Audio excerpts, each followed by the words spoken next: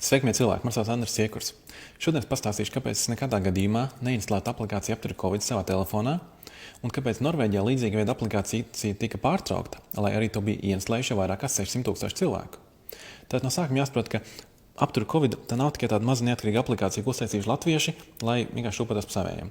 Ir jāsaprot, ka tā ir daļa no sistēmas. Tātad, lai Apturi Covid varētu strādāt, ir jābūt telefonā frameworkam, kas saucās Exposure Notification.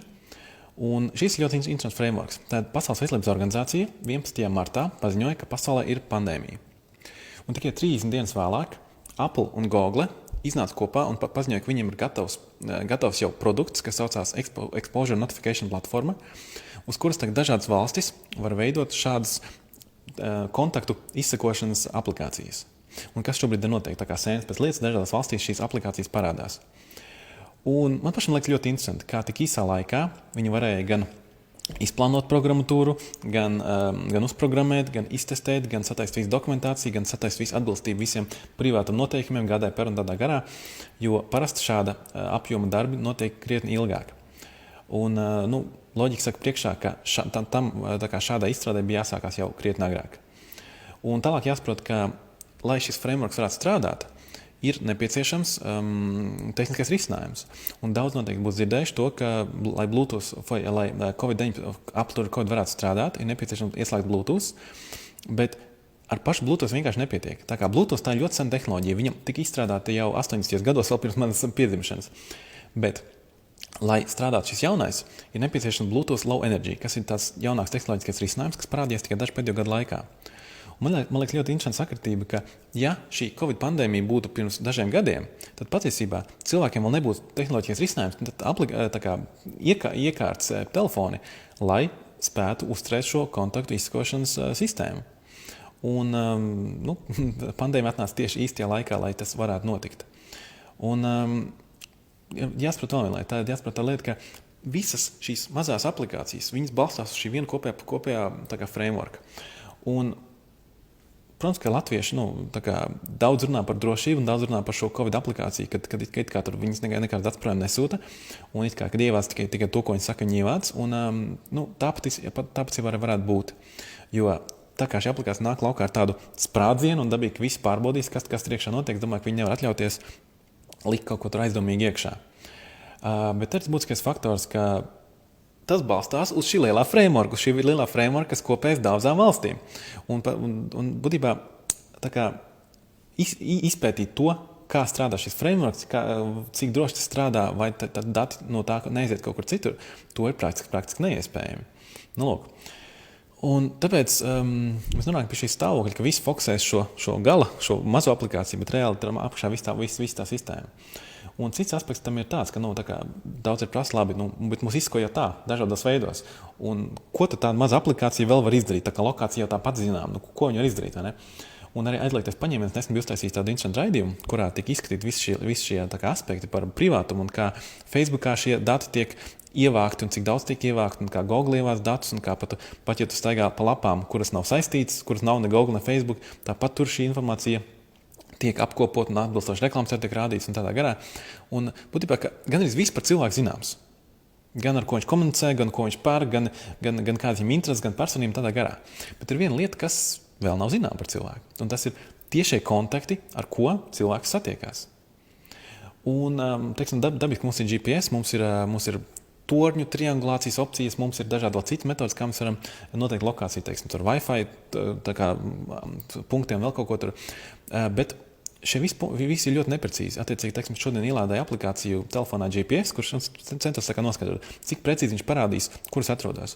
Dabīgi viņš parādīja ar lielu nobīdi. Un tur, protams, bija redzams arī augstums, cik es esmu augsts no zemes, jo GPS ar to piedāvā. Un viņš rādīja, ka es atrodos 4 metrus no zemes, bet fiziski atrodos 7. stāvā. Un tāpēc šāda veida rīki nav derīgi, lai noskaidrotu, kurš ar kur cilvēku tiekās. Bet šis jaunais Bluetooth Low Energy kopā ar aplikācijām un kopā ar šo cilvēku apziņu, ka mums viņi jātur ieslēgt, mums jātur viņus, lai tādā veidā mēs sargātos no šī vīrusa, tas šo jauno iespēju paver. Un tas nozīmē to, ka, ja notiek kāds protests, varētu pietiekami vienkāršā veidā noskaidrot, ar kuru cilvēku ticies un visu to tīklojumu, kā tas ir sācies un kā tas noris, kas līdz tam ir novedis, kas ir ļoti interesantā jaunveida informācija. Nu, lūk. Un vēl viens aspekts ir psiholoģiskais, protams. Tas nozīmē to, ka, ja es instalēju telefonā šādu aplikāciju, tas nozīmē, ka es esmu pirmkārt iebaidīts, es ticu, ka šie riski ir īsti, ka es ticu, ka viena aplikācija mani pasargās. Es zinu, ka šī aplikācija domāta priekš tam, lai izsakotu. Tā kā oficiāla versija, protams, tāda, ka tas izsako infekciju, izsako anonīmā veidā, un tas ir, lai rūpētos par mūsu drošību, bet es apzinos, ka es ar savu rīcību es apmainu savu privātumu pret drošību. Ja vismaz par drošību, ko man stāsta tur atbildīgās iestādes, mūsu valsts iestādes. Nu, lūk. Un tad cilvēks tika izskot jau ļoti sen, jau daudz desmit gadu. Bet runa ir par to, ka šobrīd tiek pāriets uz tādu izsakošanas modeli, kurā cilvēks tiek informēts par to, ka viņš tiek izsakots, un kurā cilvēks pat grib, kurā cilvēks pat piedalās, kur cilvēks pat it kā pats uztur šo izsakošanas sistēmu. Un mēs tur ļoti aktīvi virzamies. Un tālāk Norvēģijā tika apturēta šī aplikācija. Un kāpēc viņa tika apturēta?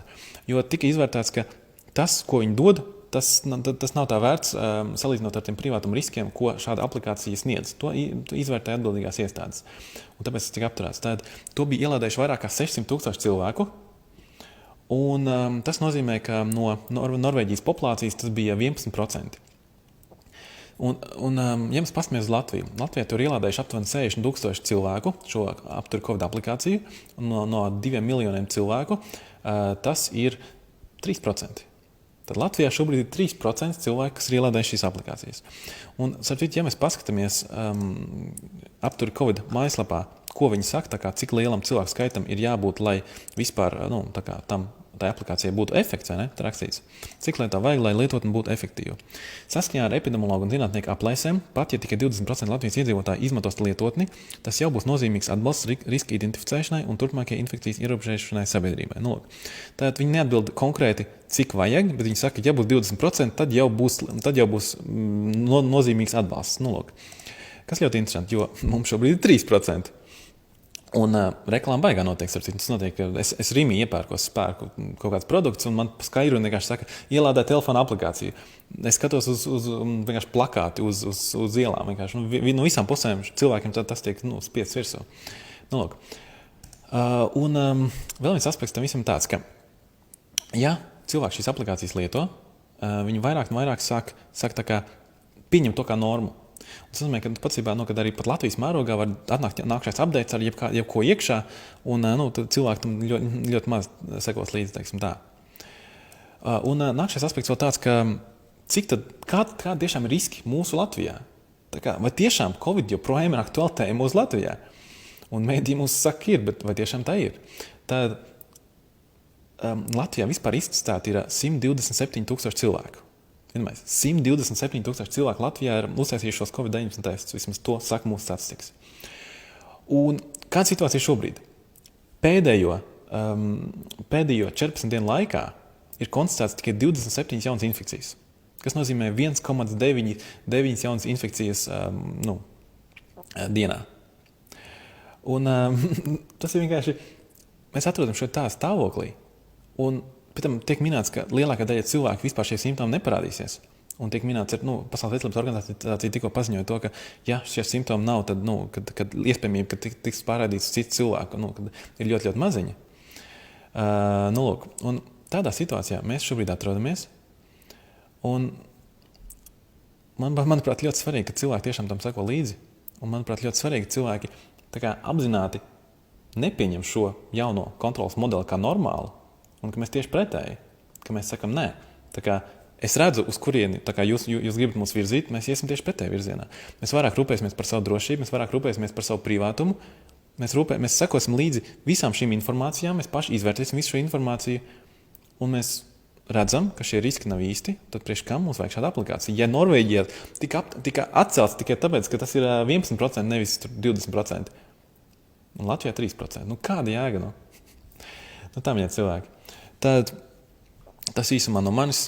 Paldies par klausīšanos. Līdz vēlākam.